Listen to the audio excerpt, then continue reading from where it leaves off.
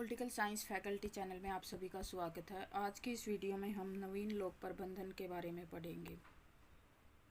प्रबंध प्रत्येक संगठन, चाहे वह सार्वजनिक हो अथवा सरकारी संगठन हो, आवश्यक होता है। प्रशासन की सफलता इस बात पर निर्भर करती है कि जन कल्याण के कार्यों का प्रबंध सरकार किस निपुणता के साथ करती है। प्रशासनिक जटिलताओं और आधुनिक समाज की समस्याओं के प्रबंध का महत्व इतना अधिक फैल गया है कि बहुत से विचारक आधुनिक समाज को प्रबंधकारी समाज की संज्ञा देने लगे हैं। 1970 के दशक के अंत तक लोक प्रशासन में नवीन परिवर्तनों का दौर शुरू हुआ, क्योंकि प्रशासन में अनेक कठिनाइयां उत्पन्न हो गई। इसी परिवर्तन की अवस्था को नवीन प्रशासन प्रबंध कहा गया। इस परिवर्तन के समय इसमें निजीकरण, मितव्ययिता, विकल्प बाजार आदि का प्रयोग किया जाने लगा। इसमें 3 E's efficiency, economy and effectiveness. Efficiency मतलब कार्यकुशलता, इकोनॉमी मतलब कि मितव्ययिता और इफेक्टिवनेस मतलब प्रभावशीलता पर बल दिया गया। लोक प्रबंधन सार्वजनिक व निजी प्रशासन के संयुक्त प्रयास करने से संबंधित है।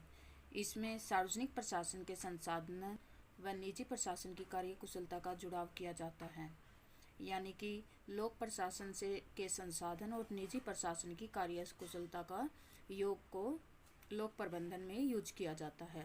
नवीन लोक प्रबंधन शब्द को 1991 में क्रिस्टोफर हुड द्वारा प्रयोग किया गया। क्रिस्टोफर हुड ने नव लोक प्रबंधन के 3 आधारभूत मूल्य बताए हैं। सिग्मा से मतलब है मितव्ययिता, दक्षता और उद्देश्यात्मकता।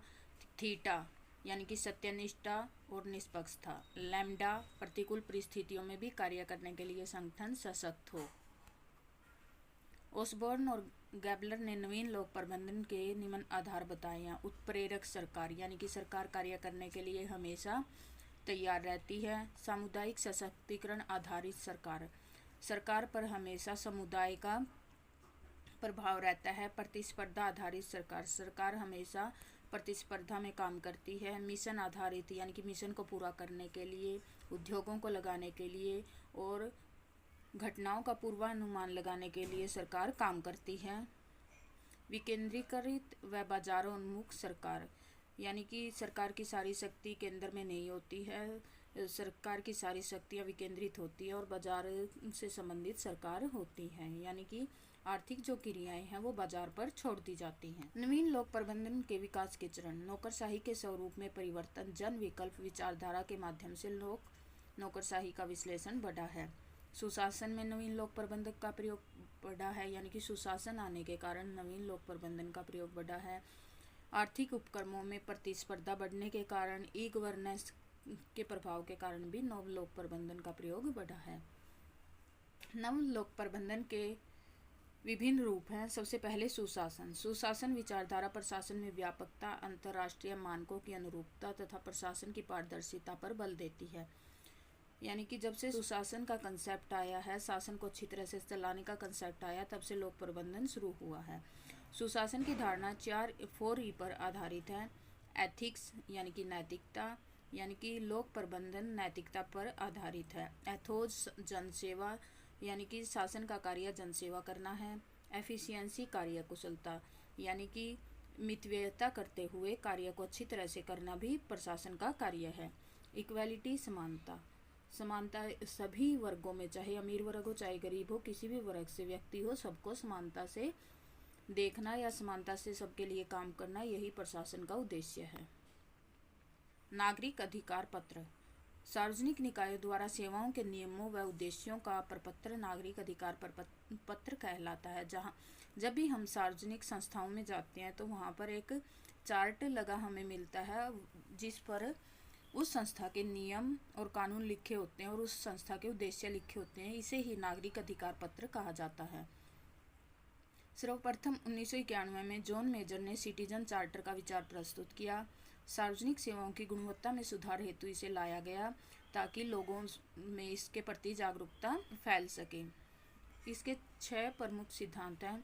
पारदर्शिता, उत्तरदायित्व, परमाप, गुणवत्ता, मूल्यपरकता, वैकल्पिक व्यवस्था। भारत में सर्वप्रथम 1997 में सिटीजन चार्टर नामक शीर्ष सचिवों का सम्मेलन अनुशंसित किया गया, यानी कि 1997 में सबसे पहले सिटीजन चार्टर नामक शीर्ष सचिवों का सम्मेलन बुलाया गया। आगे है ई प्रशासन। सरकारी एजेंसियों द्वारा नागरिकों को सूचना देने हेतु प्रयोग में लाई जाने वाली तकनीक ई प्रशासन कहलाती है। ई प्रशासन को हम स्मार्ट से जानते हैं। स्मार्ट से मतलब एस मतलब सिंपल, ए मतलब अकाउंटेबल यानी कि जिम्मेदारी, टी मतलब ट्रांसपेरेंट होना चाहिए, मोरल नैतिकता पर आधारित होना चाहिए और रिस्पॉन्सिबल होना चाहिए। ई शासन के 4 प्रकार हैं। सरकार की नागरिकों के साथ संबंध, जिसे G2C कहा जाता है, यानी कि गवर्नमेंट टू सिटीजन। सरकार के व्यापारियों के साथ संबंध, यानी कि गवर्नमेंट टू बिजनेस। सरकार के सरकार से संबंध, गवर्नमेंट टू गवर्नमेंट। और सरकार के कर्मचारियों से संबंध, यानी कि गवर्नमेंट टू एम्प्लॉय। नवलोक प्रबंधन की धारणा विकसित देशों के साथ साथ विकासशील देशों के लिए भी उपयोगी है। यह देश में प्रशासन के सर्वांगीण विकास, पारदर्शिता को सुनिश्चित करने में सहायक है। वैश्वीकरण तथा उदारीकरण के युग में लोक प्रशासन की बदलती प्रकृति। पूरी दुनिया को भूमंडलीय गांव के रूप में मानने की अवधारणा वैश्वीकरण है, जिसमें विभिन्न वस्तुओं, तकनीकी, पूंजी, श्रम का निर्बाध प्रवाह होता है। व्यापार हेतु कानूनी प्रतिबंधों में ढील देते हुए आयात निर्यात को आसान बनाना उदारीकरण कहलाता है। उदारीकरण व वैश्वीकरण का लोक प्रशासन पर प्रभाव। राज्य व सरकार की भूमिका में कटौती। उदारीकरण के बाद राज्य व सरकार द्वारा किए जाने वाले अनेक कार्य निजी क्षेत्र के लिए खोल दिए गए हैं, जिससे राज्य व सरकार का कार्यभार कम हुआ है। कोटा, परमिट व लाइसेंस राज का अंत हुआ है। उदारीकरण से पहले देश में हर एक कार्य के लिए लाइसेंस लेना पड़ता था, लेकिन 1991 में उदारीकरण की नीति के कारण बाजारीकरण और निजीकरण पर बल दिया गया है और लाइसेंस, सब्सिडी, परमिट को कम किया गया है। लोक प्रशासन की नई भूमिका सकारात्मक और सहयोगात्मक है। नौकरशाही की नकारात्मक भूमिका में परिवर्तन आया है।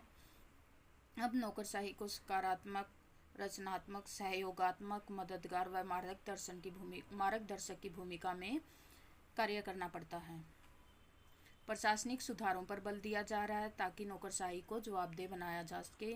लोक विकल्प विचारधारा, यानी कि लोक प्रशासन में प्रतिस्पर्धा को सम्मिलित किया जाता है। सार्वजनिक वस्तुओं व सेवाओं के संस्थापक व बहुलवाद का समर्थन किया जाता है।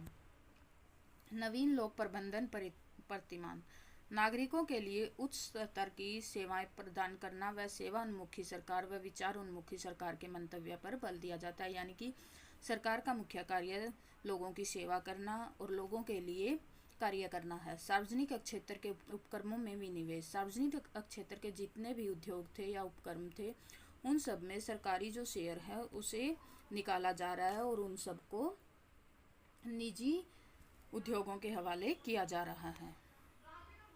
नवलोक प्रशासन से संबंधित प्रमुख पुस्तकें हैं एंटोनी डाउन्स की इनसाइड ब्यूरोक्रेसी, गॉर्डन टुलक की पॉलिटिक्स ऑफ ब्यूरोक्रेसी, निस्कनिन की bureaucracy and representative government, Osborne और गैबलर की reinventing government, national performance review Al Gore की।